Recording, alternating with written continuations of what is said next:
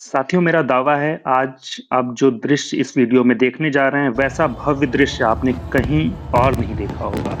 और इससे जुड़ी जो कथाएँ और इतिहास मैं आपको सुनाने जा रहा हूँ, वह शायद ही आपने सुना हो इस रूप में। जी हाँ दोस्तों, क्या आप एक ऐसे महापर्व, ऐसे उत्सव के बारे में जानते हैं, जिसमें स्वयं देवता उपस्थित होते हैं? सनातन धर्म की मान्यताओं के अनुसार सभी देवी-देवता वर्ष में 1 दिन काशी नगरी, जिसे हम बनारस या वाराणसी के नाम से भी जानते हैं, वहाँ उपस्थित होते हैं। मैं बात कर रहा हूँ देव दीपावली की और इस उत्सव की भव्यता आप अपनी स्क्रीन पर देख सकते हैं जिस इसकी कुछ झलकियाँ। आइए इस अद्भुत उत्सव का आनंद लेते हुए सुनते हैं देव दीपावली से जुड़ी हुई रोचक कथाएँ। कहते हैं धरती पर जब अधर्म बढ़ता है, जब अहंकार और असत्य सत्य पर भारी पड़ने लगता है, जब कोई शक्ति ब्रह्मांड के संतुलन को चुनौती देती है, तब उसका अंत करने के लिए स्वयं भगवान शिव आते हैं। आज की कहानी केवल एक युद्ध की नहीं, बल्कि अधर्म के नाश की है। इसके महत्व का अनुमान आप इसी बात से लगा सकते हैं कि इस दिन स्वयं देवताओं ने दीप जलाकर दिवाली मनाई थी और भगवान शिव के प्रति अपना आभार व्यक्त कर किया था। तो आइए शुरू करते हैं इस कथा को। बहुत समय पहले तारकासुर नामक असुर का वध भगवान शिव के पुत्र कार्तिकेय जी ने किया था। जी हाँ, वही तारकासुर जिसने यह वरदान मांग लिया था कि उसका वध सिर्फ भगवान शिव के हाथों हो, क्योंकि उसे ऐसा लगता था कि भगवान शिव ने विवाह नहीं किया और कभी करेंगे भी नहीं। लेकिन उसे क्या पता था कि हमारे भोलेनाथ संसार के कल्याण के लिए किसी भी हद तक जा सकते हैं, वो विष भी पी सकते हैं और वह विवाह भी कर सकते हैं। तो ऐसा ही हुआ, भगवान शिव ने विवाह किया देवताओं के आग्रह पर और कार्तिकेय जी का जन्म हुआ और उन्हीं के हाथों तारकासुर का वध हुआ। तारकासुर के 3 पुत्र थे, विद्युन्माली, तारकाक्ष और कमलाक्ष। अब ये देव दीपावली की कहानी इन्हीं तीनों से जुड़ी हुई है। इन तीनों ने ब्रह्मा जी की घोर उपासना की। ऐसा माना जाता है कि सैकड़ों वर्षों तक एक पैर पर खड़े रहकर इन्होंने ब्रह्मा जी की तपस्या की। ब्रह्मा जी प्रसन्न हुए और जब वे प्रकट हुए तो इन तीनों ने कहा, हमें ऐसा वर दीजिए कि कोई देवता धनुषधारी और कोई अस्त्र-शस्त्र हमें मार ना सके। ब्रह्मा जी जानते थे कि ऐसा वर ब्रह्मांड का संतुलन बिगाड़ देगा, इसलिए उन्होंने कुछ और मांगने को कहा और फिर इन तीनों को एक वरदान प्राप्त हुआ। उन्हें वरदान मिला कि उन्हें वरदान स्वरूप 3 अद्भुत नगरियाँ प्रदान की गई। एक सोने की, एक चांदी की और एक लोहे की और इन तीनों को मिलाकर त्रिपुर कहा गया। अब वरदान ऐसा था जिसने इन तीनों को एक तरह से अमर सा ही बना दिया था, क्योंकि वरदान कुछ ऐसा था कि यह तीनों अपनी अलग-अलग नगरियों में रहेंगे। इन तीनों को अलग-अलग नहीं मारा जा सकता है, ना तो इनकी नगरियों को नष्ट किया जा सकता है। इन तीनों की नगरी को इनके समेत एक ही समय पर मारा जा सकता है और इन तीनों की नगरियाँ जो जो सोने की नगरी थी वो स्वर्गलोक के ऊपर थी, जो चाँदी की नगरी थी वह आकाश में कहीं और विचरण करती थी और जो लोहे की नगरी थी वो पृथ्वी लोक के पास स्थित थी। और यह तीनों पूरे संसार में ब्रह्मांड में भ्रमण कर सकते थी ये तीनों नगरियाँ और इनको मारने का एक ही तरीका था कि यह तीनों नगरियाँ एक सीधी रेखा में हों, जो हज़ार वर्षों में सिर्फ़ एक बार संभव होता था। और ऐसी परिस्थिति में यदि किसी ने एक बार से इन तीनों नगरियों को भेद दिया, तभी इनका वध किया जा सकता था। तो ऐसा वरदान पाकर इन तीनों को लगा कि अब तो ये अमर ही हो गए हैं। क्योंकि ऐसा कभी संभव हो नहीं पाएगा कि इन तीनों नगरियों को एक साथ कोई मार सके और इस बात से ही इनका अहंकार धीरे-धीरे बढ़ता चला गया। ये तीनों विद्युन्माली, तारकाक्ष और कमलाक्ष आरंभ में तो इनकी जो हरकतें थी वो ठीक-ठाक थी, पर धीरे-धीरे इनका आतंक बढ़ता गया। जब इनका आतंक बहुत बढ़ने लगा, संत महात्माओं, देवताओं सबको ये त्रस्त करने लगे अपने आतंक से, तो सभी देवता मिलकर ब्रह्मा जी के पास पहुँचे। अब ब्रह्मा जी जो पहले से वरदान दे चुके थे, उन्होंने देवताओं को एक सुझाव दिया कि इसका तोड़ मेरे पास तो नहीं है। समस्त संसार में सिर्फ़ महादेव ही ऐसे हैं जो इसका उपाय बता सकते हैं। तो सभी देवता महादेव के पास गए, उन्हें मनाया, उनसे आग्रह किया कि आप इसका कुछ उपाय बताइए। तो महादेव ने उन्हें समझाया कि जैसा कि वरदान मिला है, हज़ार वर्षों में सिर्फ़ एक बार ऐसा क्षण आता है जब ये तीनों नगरियाँ एक सीधी रेखा में होती हैं।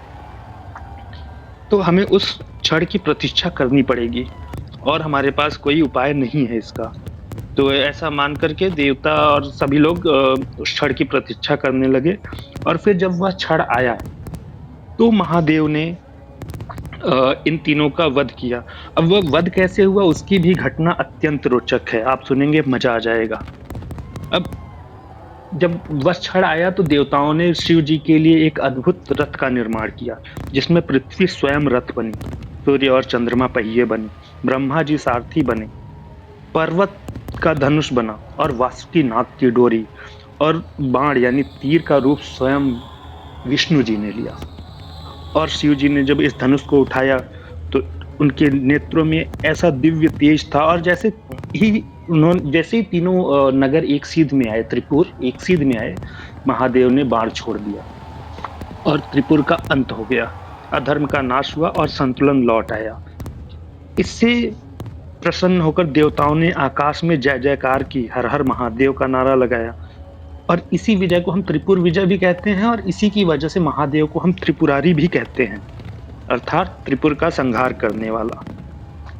त्रिपुरासुर के वध के पश्चात पहली बार देवताओं ने दीप जलाए, और स्वर्गलोक में उत्सव मनाने के पश्चात वे पृथ्वी लोक पर आए, महादेव की सबसे प्रिय नगरी काशी में। और इसीलिए देव दीपावली आज भी काशी में ही सबसे ज़्यादा हर्षोल्लास के साथ, सबसे अधिक भव्यता के साथ मनाया जाता है। यह जो वीडियो या चित्र आप देख पा रहे हैं अपनी स्क्रीन पे, यह काशी की देव दीपावली का ही है। अब बात करते हैं कि आधुनिक समय से इसको हम कैसे जोड़ सकते हैं, इससे क्या शिक्षाएं मिलती हैं, और कुछ रोचक बातों की। तो देवता आए कब थे, ये पर्व मनाया कब जाता है? देवता पहली बार स्वर्ग में दिवाली मनाने के पश्चात, इस त्रिपुर वध के बाद, काशी नगरी में कार्तिक मास की पूर्णिमा के दिन आए थे। तो तभी से कार्तिक मास की पूर्णिमा यानी दीपावली के 15 दिन के बाद, यानी दीपावली अमावस्या के दिन होता है कार्तिक मास में, और उसके ठीक 15 दिन के बाद कार्तिक मास की पूर्णिमा को देव दीपावली मनाई जाती है। ऐसा माना जाता है कि देवता स्वयं उपस्थित होते हैं इस उत्सव को देखने के लिए। अब आप समझ गए होंगे, और आगे बात करते हैं कि इस पर्व में किया क्या जाता है। तो कार्तिक पूर्णिमा की रात को गंगा के 84 घाटों पर लाखों दीप जलाए जाते हैं। हर दीप एक प्रार्थना का प्रतीक है, हर लौ एक भक्ति का संदेश। लोग इसे गंगा माता को दीप अर्पण करके मनाते हैं, जिसे हम दीपदान भी कहते हैं। इस दिन गंगा आरती भी होती है और वह अत्यधिक भव्य होती है। जिन लोगों ने बनारस की गंगा आरती देखी होगी वो वैसे ही बहुत दिव्य रहता है, लेकिन इस दिन और ज्यादा दिव्यता आ जाती है माहौल में। अब हम बात करते हैं कि त्रिपुरासुर की यह कथा हमें सिखाती क्या है। त्रिपुरासुर की यह कथा हमें यह सिखाती है कि जब भी अहंकार अत्याचार बन जाए और जब भी शक्ति धर्म से भटक जाए तो ईश्वरीय न्याय निश्चित है।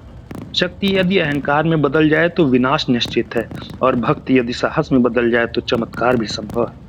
देव दीपावली हमें याद दिलाते हैं कि हमारे भीतर भी एक त्रिपुर है, अहंकार, अज्ञान और क्रोध के रूप में, और हमारे भीतर ही शिव भी हैं, जो प्रकाश, ज्ञान और शांति का स्रोत है। जब हम अपने भीतर के त्रिपुर को जीत लेते हैं तभी हमारी आत्मा में देव दीपावली होती है। और जिस रात काशी जगमगाती है वह केवल एक देखने लायक दृश्य ही नहीं, वह दिव्यता, विजय और भक्ति का अनुभव है।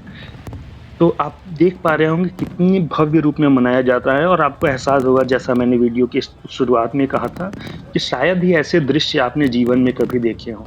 तो आपको जब भी अवसर मिले एक बार अवश्य आप काशी पधारिए। देव दीपावली के समय यानी दिवाली के लगभग 15 दिन के बाद आप काशी जाएं और इस अद्भुत दृश्य का लाभ अवश्य उठाएं। आप इसे जरूर देखें जीवन में कम से कम एक बार, आपको सच में मजा आ जाएगा।